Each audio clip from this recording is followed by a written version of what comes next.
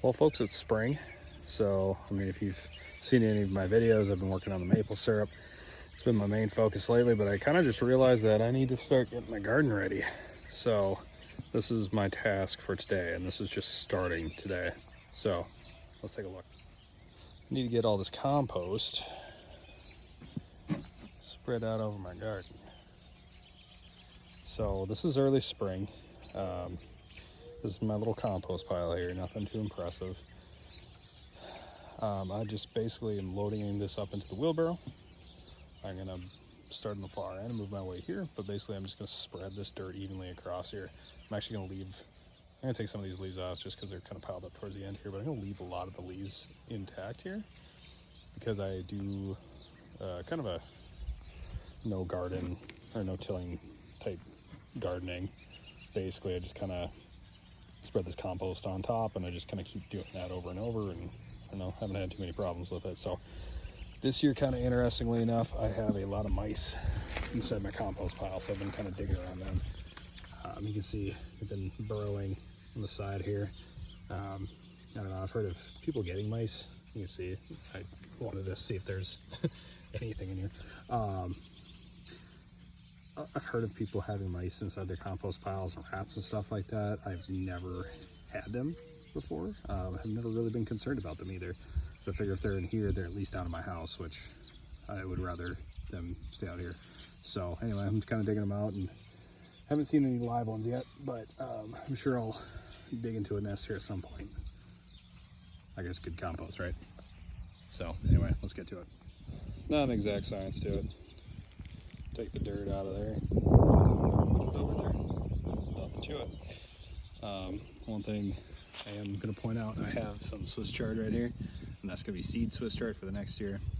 Swiss chard's biennial, so this year it's going to produce seed, so I'm going to let those produce seeds so I can collect them. So I'm actually going to put the compost around it.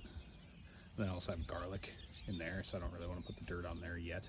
Right, so I'm going to put kind of garlic around that. Otherwise the rest of this is going to get a nice cover of dirt here. When you're doing your compost, keep an eye out for these guys. It's a good indicator of soil health. This is really early in the year to find night crawlers. But if you're like me and you don't like spending money on bait, time to keep a couple of these. This is the best night crawler you can possibly get because it smells like compost, and those fish find this type of night crawler much better. They like them a lot more. So I don't have any plans to go fishing anytime soon, so I'm going to leave them on the dirt there, let a robin eat them. But yeah, now anytime you're in the compost, that's a good time to gather some bait if you have the chance. If you want to know if your compost pile is doing a good job, try burying a dead animal in there. This is a squirrel. Last fall. Just the head left. I don't know where the rest is. So anyway, like I said, good compost. That's the finished product. So you got nice black dirt all across the garden. Again, you can see the spots I left, mainly the garlic over at the end, a little Swiss chard patch there, and then that's actually grass. So the plan is to have wildflowers there, but I'm just gonna dig up the grass. So yeah, clipped all the tomatoes out, got them out sitting over there. I always clip them, I leave the roots intact. Sometimes you can't, just because in this case, like, tomato cage gets stuck on the vine and you just get frustrated, rip it out, whatever. One kind of cool thing about composting is you see the stuff that doesn't compost. Those freaking fruit tags, dude, they're everywhere. It's amazing how many sticks get stuck in here too.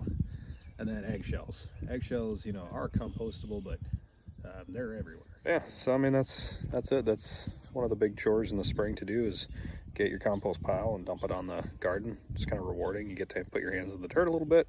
I'm not going to talk too much about composting. There's a million videos out there on how to do it. I just pile it up and let it rot. That's the easy way to do it, in my opinion. So I don't think I'll cover that anytime soon, but this is a big task to do, especially with gardening. This is very simple. Just spread the soil out like a ½ inch or an inch across everything. It's good. It's very good soil. It's like black gold. So we'll start planting here in a couple weeks and see what happens. Anyway, bye.